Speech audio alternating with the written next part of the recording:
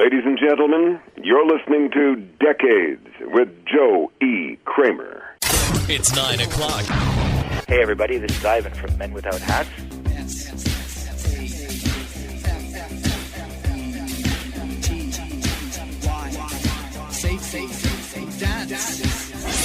Hi, everyone, this is Russell Hitchcock of Air Supply. I'm all out of love. I'm so lost without you.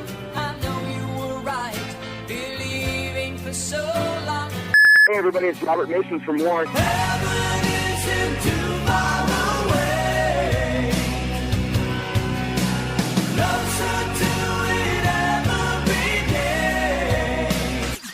And you're listening to Decades. You're listening to Decades. Let's all hang out with Joey Kramer on Decades. This is the Decades Artist Spotlight. Now, here's Joe E. Kramer with this week's artist. We are on a Decades Artist Spotlight this week from the Outfield. He's on his own right now. His first solo effort ever. Tony Lewis, who is the voice, of course, the Outfield. His Out of the Darkness album was released on June 29th. We're going to talk to Tony and play music from that release. So let's get it started right now from Out of the Darkness. This is the new single from Tony Lewis. It's called Into the Light. The Decades Artist Spotlight with Tony Lewis starts now. When I'm in trouble, who can I turn to? No one understands me like you do. When I'm unhappy,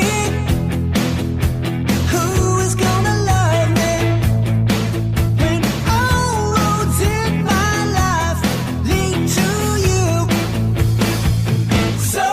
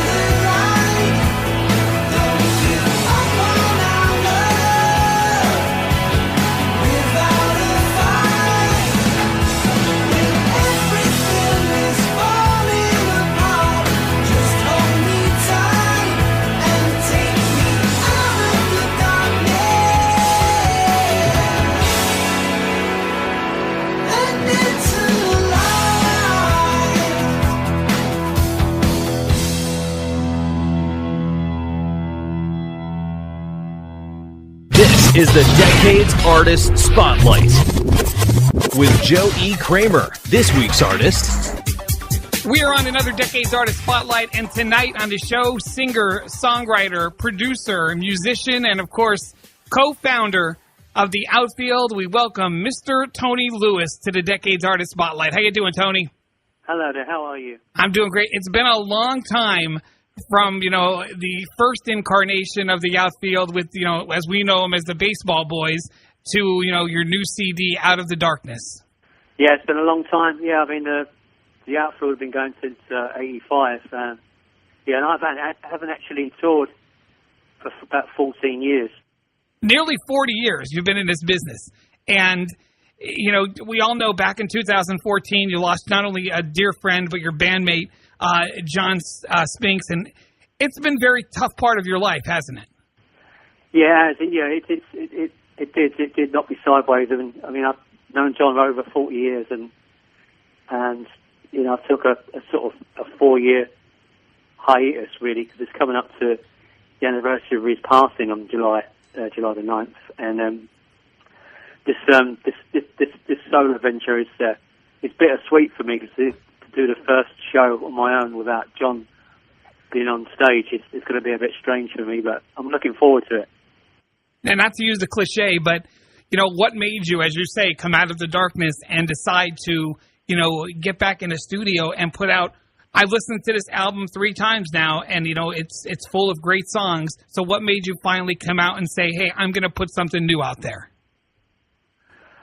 Well, my wife really encouraged me, because I just didn't want to do anything. For the first year, I didn't want to listen to music, let alone play music. And she said, we went out for a meal one night, and she said, well, why don't you just do what you do best, at least start recording again, and and just do it as a hobby, see what happens. Because you want to, but after a while, after sort of a year passed, and I went in the home studio and started recording some backing tracks, and it all started to come together rather quickly. I was quite pleased with it, but I struggled with the lyrics, because I kept sort of coming up with lyrics like I'm going out for a fight or stuff like that. The head wasn't in the sort of right sort of place. But the wife said, I've got some lyrics here, and I can help you out. And she's good at telling a story, and it all sort of fell into place from there, really. And you've done some great songs. I mean, let's face it, an iconic song like Your Love has become completely timeless. And when you think of the 80s, you think of that. But it's some of the other songs like All the Love in the World is one of my favorite. Probably my favorite song by you and the Outfield is Every Time You Cry. It's a song that I play on my show more than I play anything else by the Outfield. And I hear parts of those early songs, the influences coming out on this new release. Yeah, I wanted at least for the first 3 songs to be very sort of the spirit of Outfield. But as you get into the album, you'll hear there's my twist on it. And basically, the concept of Out of the Darkness is basically just not only coming out, with John's passing, but just to sort of show people that I wasn't just a singer and the bass player from the Outfield. I picked up, techniques along the way in production, and I worked with John. We produced the last sort of 3 or 4 Outfield albums together, and we'd swap instruments. I'd play guitar and John played bass.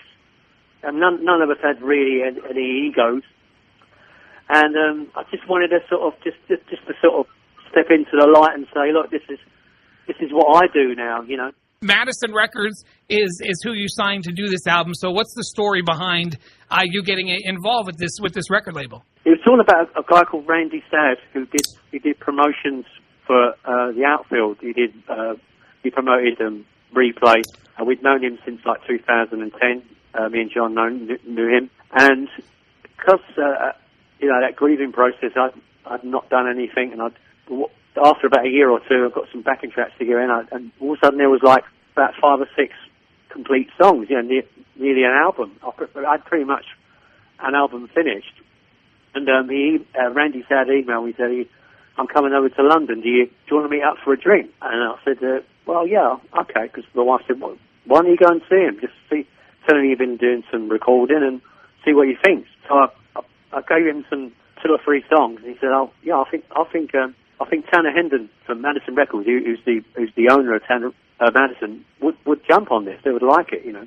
And he had 2 or 3 meetings, and Tanner really liked it. And he's a producer himself, and Wyatt is his partner, and also he's a drummer, Tanner Hendon, because he drummed with Paul Rodgers and Bad Company. Oh yeah, did a show with him, and Paul Rodgers liked the way, you know, his drumming style. And I thought, well, would you want to play on the record? You know, so he's playing on 5 tracks of the album. The first 3 is him, Melt the Ice, and All Alone. They're the 5 tracks that Tanner's playing drums on.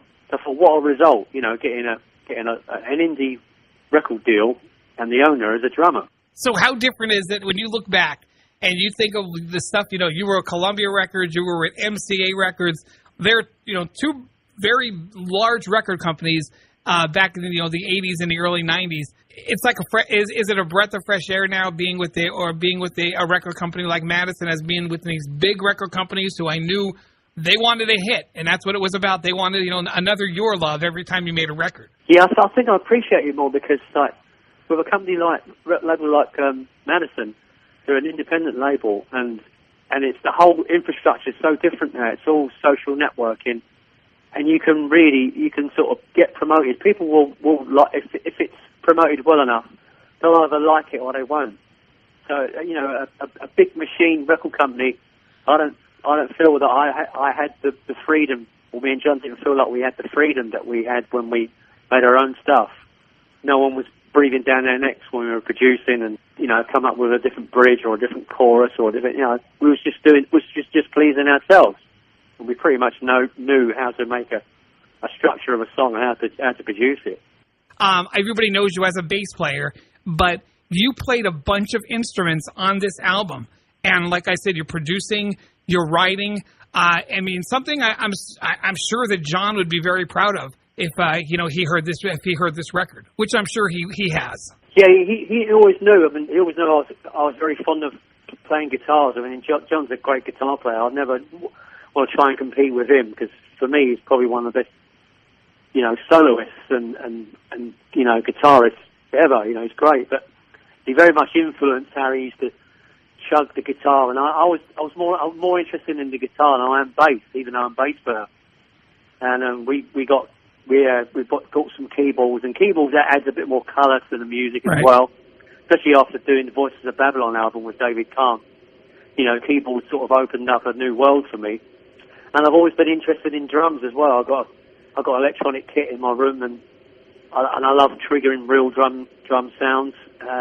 Yeah, I just pretty much just wanted to sort of just make my own album, just to sort of see what it sounded like. And you know, you even with the Outfield, and you could see it on this album, you guys were never afraid of doing something different. Play Deep was a very successful album. Bangin' was different, and as you just mentioned, Voices of Babylon was even more different than the first 2 albums. So you never had a problem, you and John exploring a new type of sound or adding something new into the mix. Yeah, because CBS at the time, after Bangin' was sort of, you know, that was pretty successful. You know, compared to Play Deep, you know, even just to get a gold album, is for me, you know, a big accomplishment anyway. But they said that the 3rd album, you can't do another Bangin' and you can't do another Play Deep. You know, we want you to try and go a bit more, I don't know, a bit more sophisticated with more pop than rock. So that was a turning point. So John had to come up with some, you know, fresh new ideas. Voices of Babylon, Part of Your Life. I mean, the first 6 songs of that Voice of Babylon album are pretty breathtaking, and it was a big turning point for us as a band. And one thing I found interesting about the Outfield, and I don't know what it's like today, but you guys were so popular in the U.S. and even in Canada, but the UK was never a huge spot for you. So now when you're doing this the new CD, and I want to say new album because that's where I'm from, how is it there now when they talk about something new from Tony Lewis? But the UK's always been a bit of a grey area because our first manager, who was American manager, he was always targeting US. Right. So, although we toured all the pubs and clubs in England for 2 years, non-stop, getting very little money for it, but just getting out there and putting our stuff there, as the baseball boys, and then we got signed and we changed it to the Outfield. No, it's always been a grey area for us, UK. Even Europe, Germany, we had quite a big following on the first album. They liked Your Love and All Love in the World and all the singles and stuff. But to be honest with you, it's never really bothered me. I'd like to go and do a tour in UK and Europe, but primarily, you concentrate on the people that put you on the map. There isn't a better country for me other than the US to tour. The gigs alone, the weather, the whole setup, everything. I think it's great. And if there was an opening to do a UK tour, go and tour and open up for a big band. I saw the Rolling Stones at the Olympic Stadium a couple of weeks ago with Tanner, and to even have the chance to open up for Rolling Stones, that would be like a dream come true. I know Liam Gallagher opened up for a couple of their shows. I want to get into talking about the brand new album in a second, but before we talk about some tracks on this album, how personal is this album to you? When you listen to these tracks now that they're all done and they're being ready for release, how personal are each of these songs? They're very personal. My wife's really good at telling a story. It's all about love, loss, betrayal, sorrow, grief, and any other human emotion that any of us will have experienced or will experience in some point in their life. If I lived my world in color, tell me what you think I'd see. Dark days and lonelier nights, waiting to set me free. If I lived my world in color, that would make me feel alright. I need to feel the warmth of your skin to make the whole world seem bright. It's not about the where and when, it's all about a brand new start. It's not about the there and then, it's all about the here and now, here and now, right here, right now, oh, here and now, right here, right now. If I lived my world in color, I would leave behind regret. Turn the page, make everything new, 'cause you give what you get. It's not about the where and when, it's all about a brand new start. It's not about the there and then, it's all about the here and now.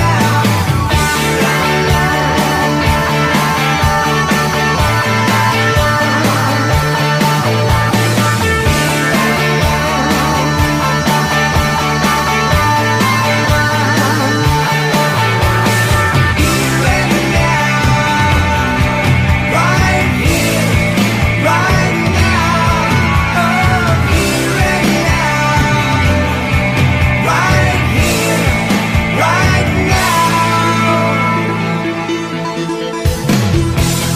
Before I met you, my world was so blue. I could only see red, but that put bad thoughts in my head. The years in between, when they were all green. There was only dark night, nothing shined really bright, nothing shined really bright. If I lived my world in color, tell me what you think I'd see. Dark days and lonelier nights, waiting to set me free. It's not about the where and when, it's all about a brand new start. It's not about the there and then, it's all about the here and now, here and now.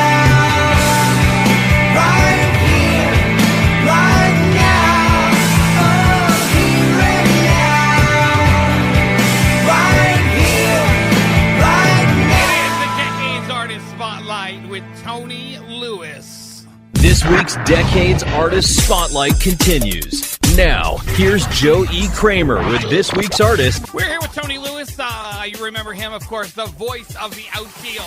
All those big hits in the 1980s and into the 1990s. It's been a while since we heard from him, of course. You heard him talk about the death of his mate, Jonathan Spinks.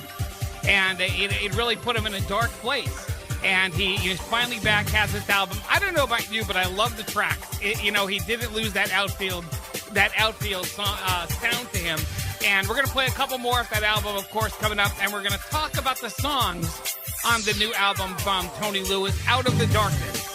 That is coming up next. We'll get back to the Decades Artist Spotlight in less than 2 minutes. Stay right here. It is the Decades Artist Spotlight right here on Decades. Hang on. This is the Decades Artist Spotlight.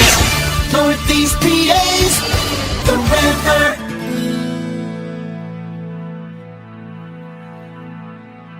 You know that I'm sorry I hurt you.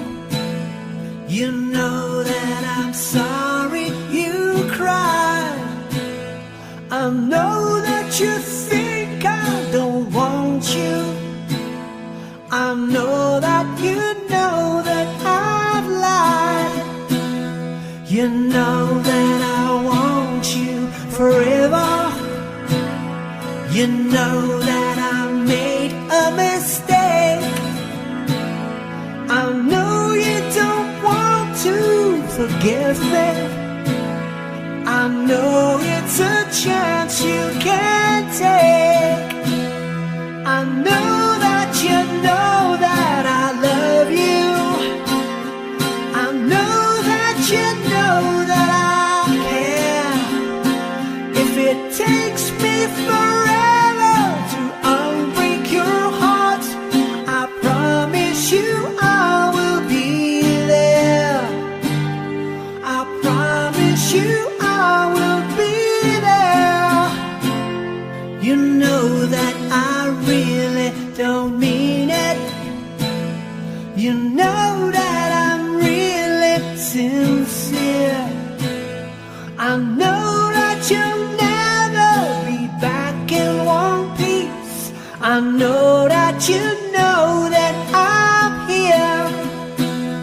I know that you know that I love you. I know that you know that I care. If it takes me forever to unbreak your heart, I promise you I will be there. I promise you I will be there.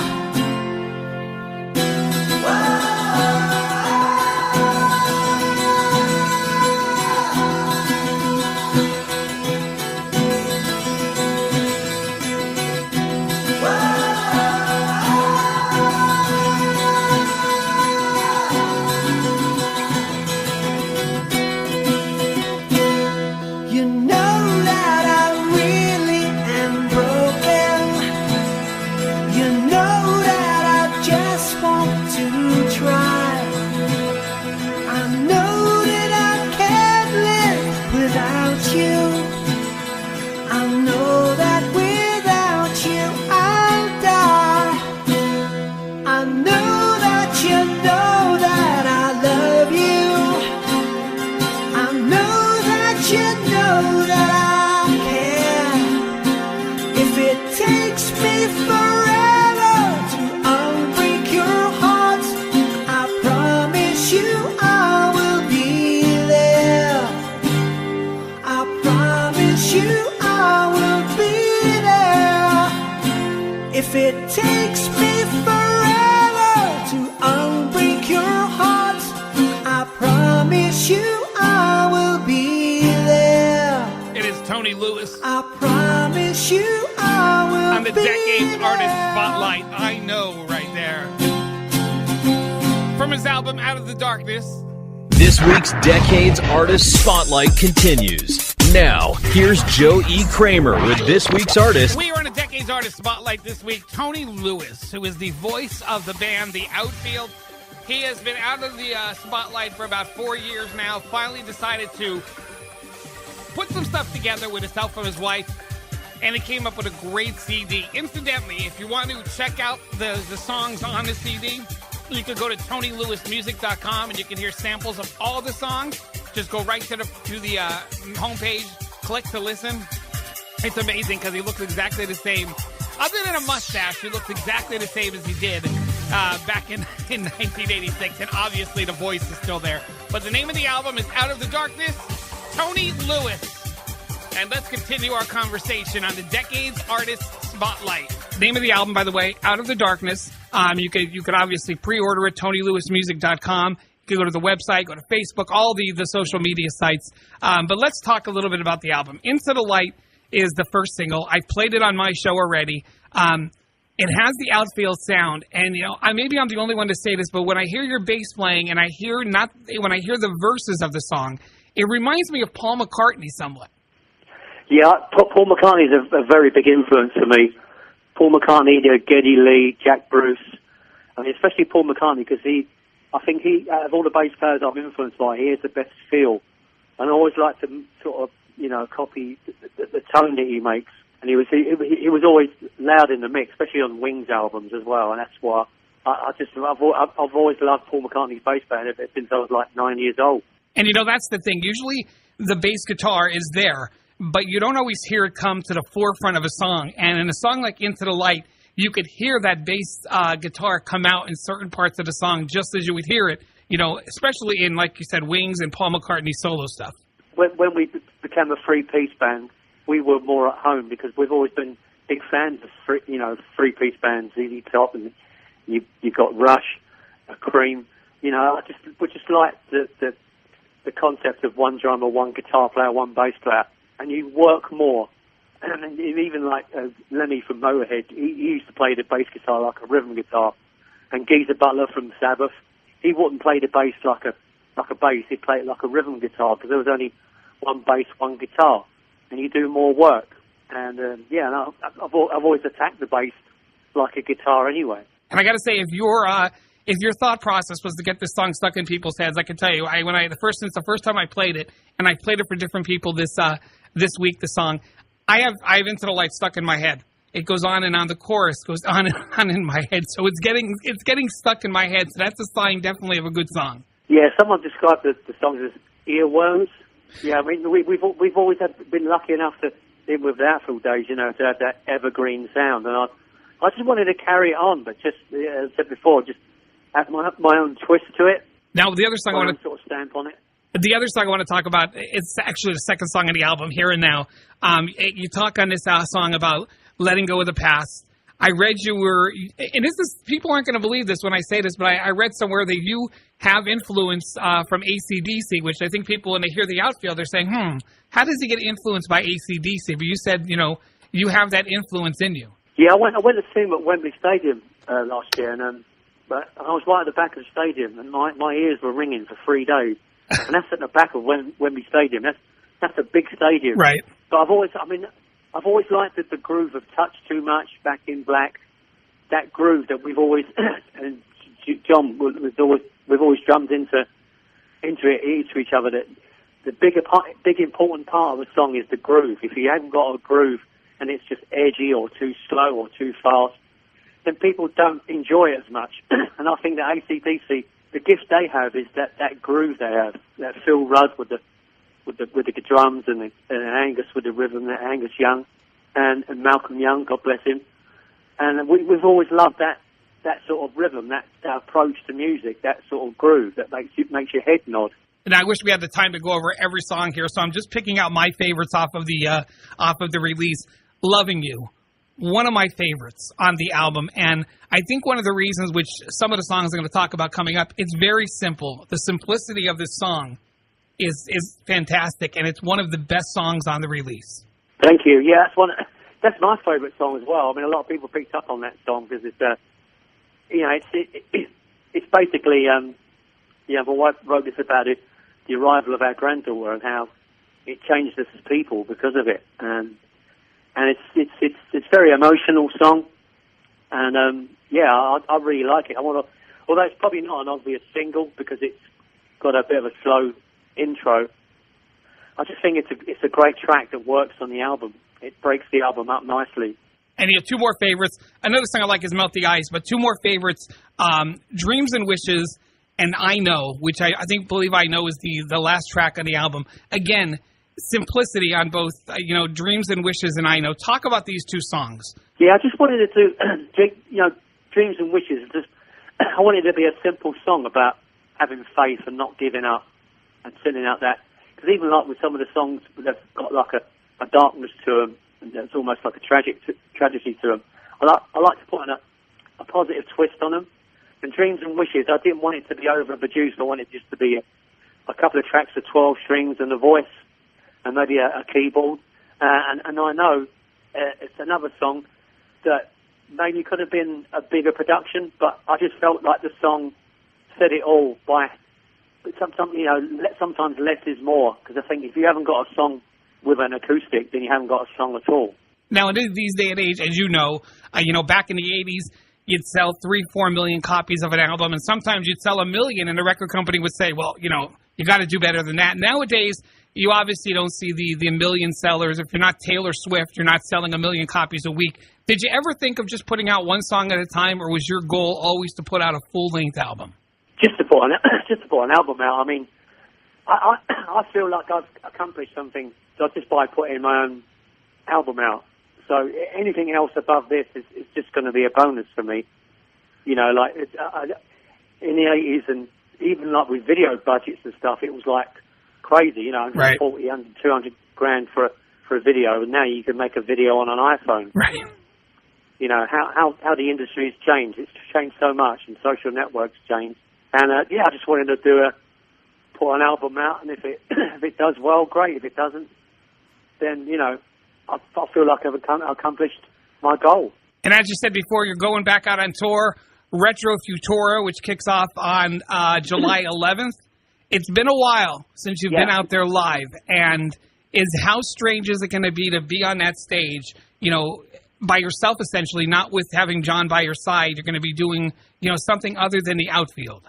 Yeah, it's going to be, it really is going to be I'm going to have sort of mixed feelings about it. I mean, the band I'm doing the tour with, I haven't even met yet. I've sent them the tapes of the live recordings, and we're going to rehearse.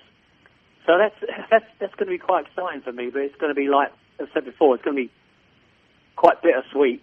It's going to hit me the first sort of show, when in Atlanta, and there's going to be like 7,000 people there, and it's exciting. I'm excited by it because it's been a long time since I've toured, and it's been nearly 14 years. So just have to see how it goes, and then take one day at a time. And one thing the Outfield has always been known about is their harmonies, and you still managed to get those harmonies on this new album. I have to say, by the way, new album, Out of the Darkness. Tony Lewis, you can check it out, TonyLewisMusic.com, where you could pre-order it. We love your harmonies, and I guess everybody was introduced on them on Your Love. Why do you think that song still is so timeless, that everybody knows it? I really don't know. And what's so ironic is that song was written in about 20 minutes. John chatted the lyrics out to me wrote on a piece of paper. I've still got the original lyric sheet, and it was put together in about 20 minutes in his flat, in his apartment, and I was literally was there for about an hour, and I went home, and I thought, wow, this is going to be a good little pop song.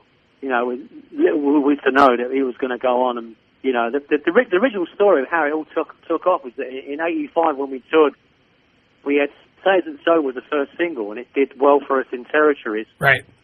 But when we went home for that Christmas in '85, the record company had put Your Love AOR radio on rock radio just to keep us in people's minds and keep us on the radio while we were back home. And it just took off after Christmas, January, February. And it got to the spring, and the song had a life of its own. We are on a Decades Artist Spotlight. We are here with Tony Lewis. We all know him from the Outfield. He had a new solo release called Out of the Darkness, which will be in stores shortly. TonyLewisMusic.com, of course, on Instagram, on Facebook, the Retro Futura Tour, which will be kicking off on July 11th, I believe you said, in Atlanta. So, Tony, thank you so much for spending some time, and I wish you the best of luck, and you have my support. I will be playing more than one of these songs on my show. Well, thanks, Joe. Thanks for your enthusiasm, mate, and thanks for inviting me onto your show. Hi, this is Tony from the Outfield, and you are listening to Decades with Joey Kramer. You came into my world and you took my breath away. You knocked me off my feet. I really hope you're here to stay.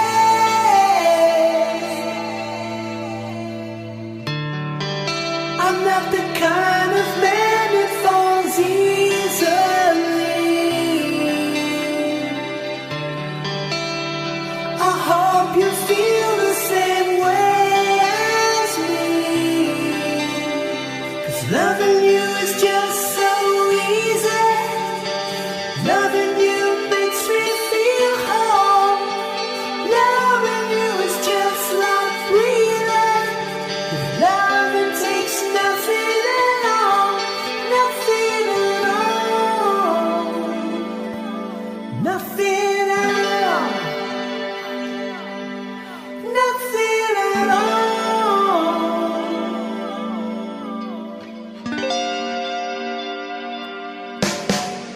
You came into my world. It's not the same anymore. You turned me upside down to leave me like I was before. So how do I begin to tell you that I wanna be yours?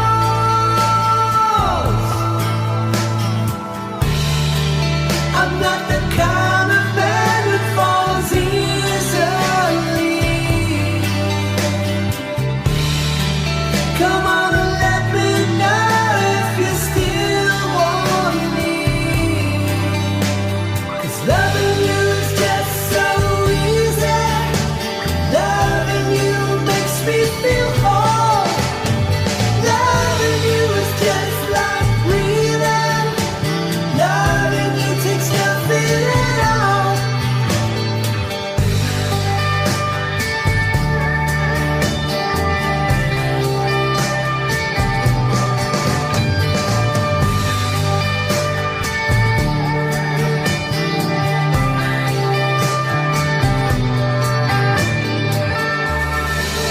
I'm not the kind of man that falls easily.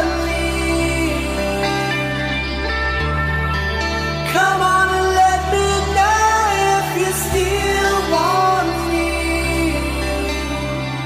Loving you is just so easy. Loving you makes me feel whole. Loving you is just like breathing. Loving you takes nothing at all.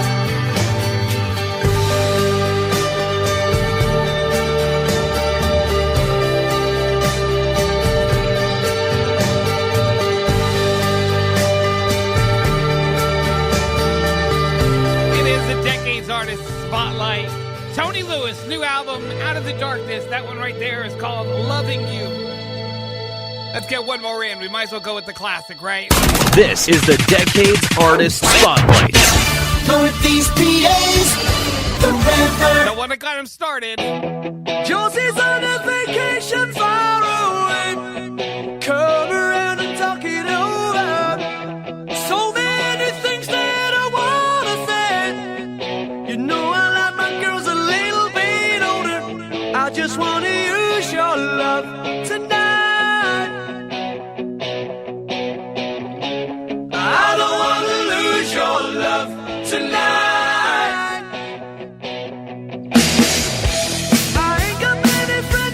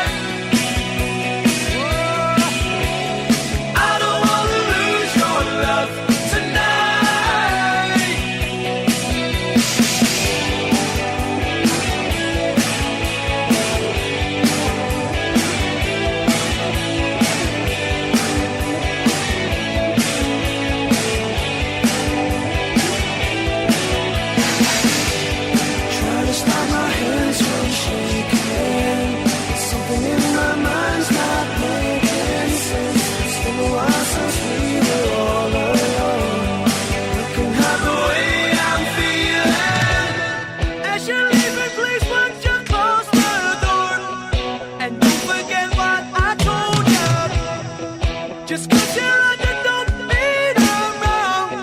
Another shoulder to cry upon. I just wanna use your love tonight. Yeah, I don't wanna lose your love tonight. Yeah, I just wanna use your love tonight.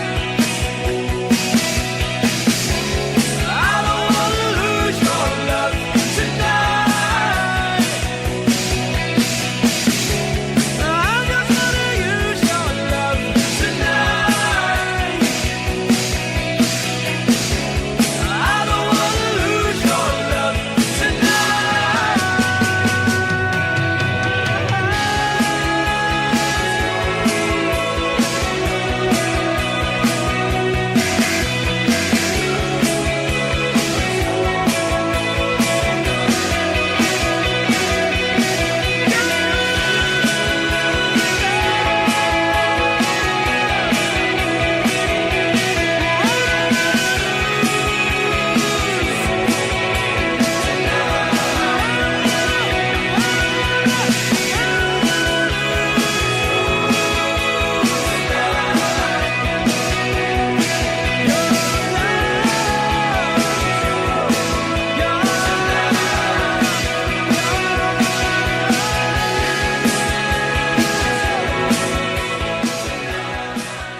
This week's Decades Artist Spotlight continues. Now, here's Joe E. Kramer with this week's artist. We are on a Decades Artist Spotlight. Tony Lewis has joined us tonight from the Outfield. You just heard Your Love. I had to get that one in at the end because that's what we know them best for. It's always going to be there. 100 years from now, we'll still know the first couple lyrics to Your Love. Tony Lewis' new album called Out of the Darkness. You heard about 4 songs here tonight. You can go to his website, TonyLewisMusic.com. You can hear a couple of the songs there. Strongly encourage you get it. I mean, it really, if you like the Outfield, you'll love this album. It's simple, it's an easy listen, and it's available now. So all the usual places you can pick it up. Tony Lewis. All right, coming up in a couple weeks, probably the first week of August, Jerry Buckner will be joining us from Buckner and Garcia, Pac-Man Fever fame. We've had him on before. Last time, I think, was about 5 years ago, maybe 4 years ago. So we'll be talking to Jerry Buckner, talk about Atari and more. That's coming up on the next Decades Artist Spotlight. We got more Decades coming up. Don't you go anywhere. This is Decades around the world at therivernepa.com, right here on the River 105 and 103.5, and of course at the website decadeswithjoekramer.com. More Decades on the way. Stay right here. Hang on.